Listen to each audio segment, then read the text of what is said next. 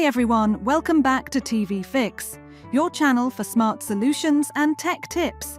Today we're starting a new tutorial, how to fix no channels or no signal on Bush TV UK. Ensure that all the necessary cables and leads are properly connected. Check that the aerial lead is not damaged. If the issue persists and you still see no signal or no channels, press the menu button. Scroll to Settings.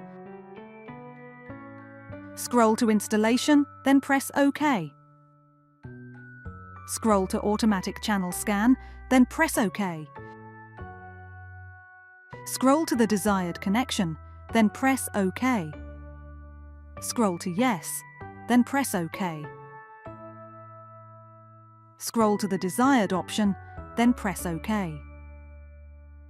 The TV will scan for available channels. That's it for today's tutorial.